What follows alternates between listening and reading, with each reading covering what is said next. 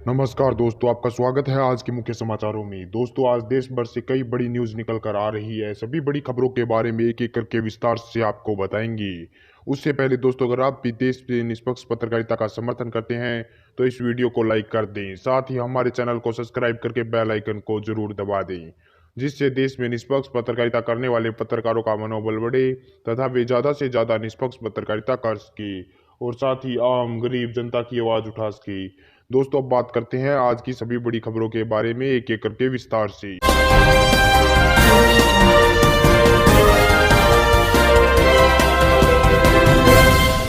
नेपाल से मोदी को बड़ा झटका। नेपाल की संसद में नया नक्शा पेश। भारत के 3 इलाकों को दिखाया गया नेपाल की सीमा के भीतर। जी हां दोस्तों, आपको बता दें ये काफी बड़ी खबर सामने निकल कर आई है कि नेपाल से मोदी सरकार को एक बार फिर से बड़ा झटका लगा है। जी हां दोस्तों, आपको बता दें कि सीमा विवाद पर नेपाल की सरकार ने भारत के साथ बातचीत से साफ इनकार कर दिया है और नेपाल की संसद में वहां की केपी शर्मा ओली सरकार ने संविधान में संशोधन का बिल पेश किया है। इस बिल के जरिए देश के राजनीतिक नक्शे और राष्ट्रीय प्रतीक को बदल दिया गया है। वहीं नेपाल ने नए नक्शे में भारत के 3 इलाकों को अपनी सीमा के भीतर दिखाया है। ये 3 इलाके हैं कालापानी, लिम्पियाधुरा और लिपिलोग, जो भारत की सीमा में आते हैं। लेकिन नेपाल ने नए नक्शे में दावा किया है कि ये नेपाल के तीनों क्षेत्र हैं और भारत ने इस पर जबरदस्ती कब्जा कर रखा है।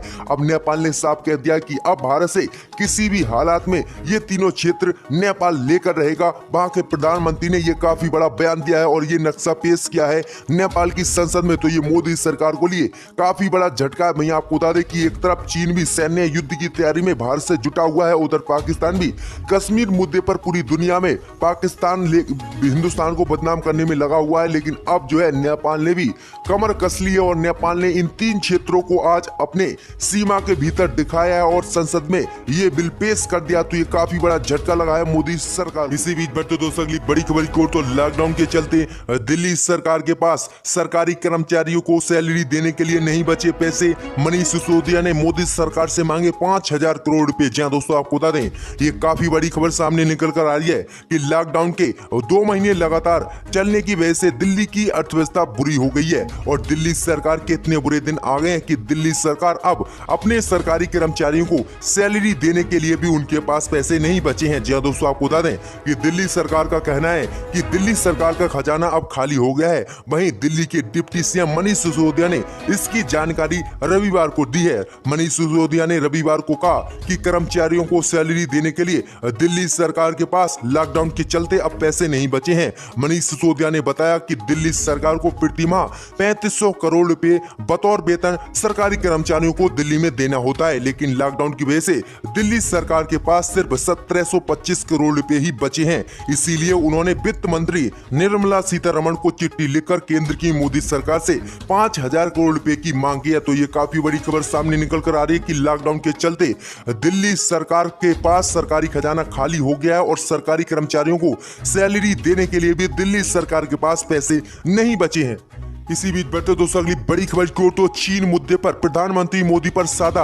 असदुद्दीन ओवैसी ने निशाना कहा, हमारे प्रधानमंत्री अपना मूड देश को नहीं ट्रंप को बताते हैं। जी दोस्तों, आपको बता दें कि असदुद्दीन ओवैसी ने चीन को लेकर एक बार फिर से नरेंद्र मोदी पर निशाना साधा है। असदुद्दीन ओवैसी ने निशाना साधते हुए कहा कि जम्मू कश्मीर से अनुच्छेद 370 को हटा दिया जाता है और जम्मू कश्मीर और लद्दाख को अलग केंद्र शासित प्रदेश के रूप में दर्जा दिया जाता है। वहीं आगे असदुद्दीन ओवैसी ने कहा कि लद्दाख में सीमा पर चीन घुस जाता है। लद्दाख में कई किलोमीटर की सीमा पर चीन कब्जा करके बैठा है और बीजेपी खामोश है। असदुद्दीन ओवैसी ने कहा कि अगर मोदी सरकार चीन से बात कर रही है तो बताए कि आखिरकार चीन से क्या बात हो रही है। और डोकलाम के मुद्दे पर भी बीजेपी ने देश से झूठ बोला। डोकलाम में आज पहले से ज्यादा चीन के बंकर्स बन चुके हैं। सैटेलाइट तस्वीर और फोटो झूठ नहीं बोल सकते। वहीं आगे असदुद्दीन ओवैसी ने कहा, इन सब के बावजूद भी हमारे प्रधानमंत्री अपना मूड इजहार देश से नहीं करते बल्कि अमेरिका के राष्ट्रपति डोनाल्ड ट्रंप से करते हैं। देश को मालूम होना चाहिए कि प्रधानमंत्री मोदी